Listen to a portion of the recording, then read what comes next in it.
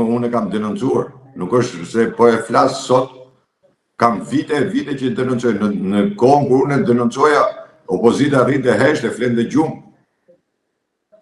Kujtohet nga i herë në sene, kujtohet me e përmend. Por unë po ju them që afera... Do shta në luk qorba ndej?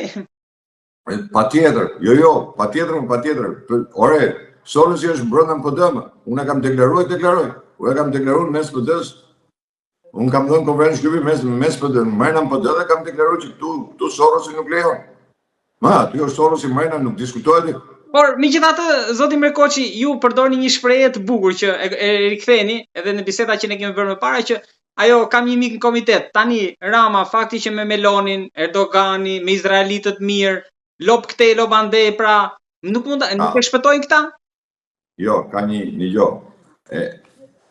Me Erdoganin nuk prish përfundimisht. Si u prish? Ata janë në rregull mes atij.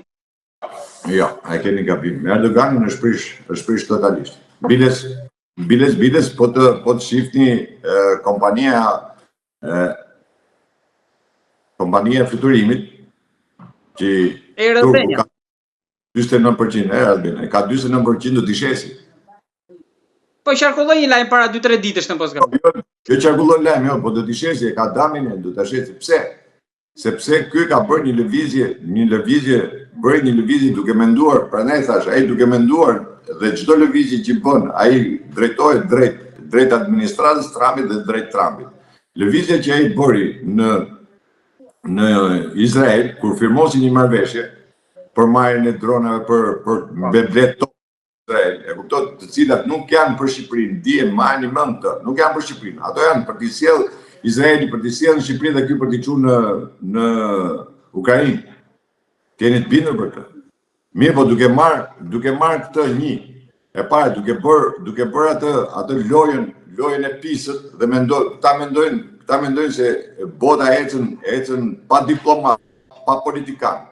Dhe këta e mësu me atë dirigjimin që del ati ke ai edhe i dirigjon ky ata dhe kujton se kjo është politika. Mirë, po mos harroni se ka ble repetitorët, radaret i ka ble nga Franca. Dronet i ka marrë nga Izraeli. Në të njëjtën kohë që miku ti Erdogan prodhon. Po, Bajraktarin. Tu janë prish marrëdhënie tani. Sepse ka një geopolitik. Mos harroni se geopolitik tonte edhe ai për tunelin, për tenderin. Po, patjetër.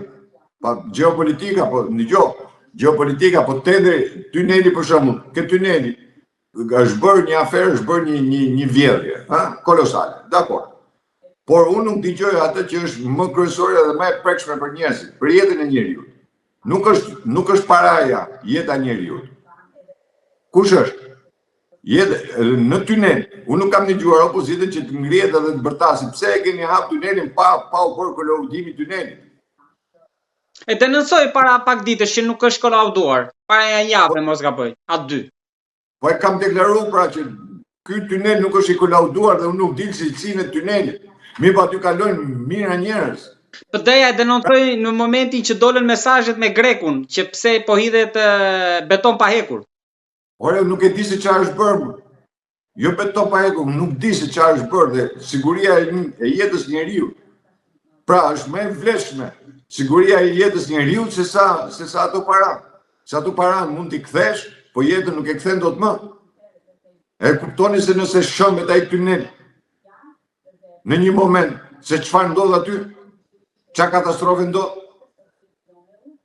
Dhe unë nuk e shoh opozitën ta ngrej këtë problem. Nëse dikush të media, si puna imi që flasin, nxjerrin e informacion apo themin e gjë, unë shoh që nga pikpamja e institucionit të politikës nuk jepet asgjë. Po do të shpall fitoren tani për Belindën besoj, po nuk e di kush do ta shpall më parë, ku t'ja është merita e kësaj që ndodhi, se që do ta shpall PD-ja kjo dihet. Ka çfarë shpalli PD-ja fitore të Belindës? Dëgjoj, nuk është, ore unë ja u kam thënë, Rama nuk e komandon Mospakun. Për sa kohë është FBI-ja, nuk e komandon.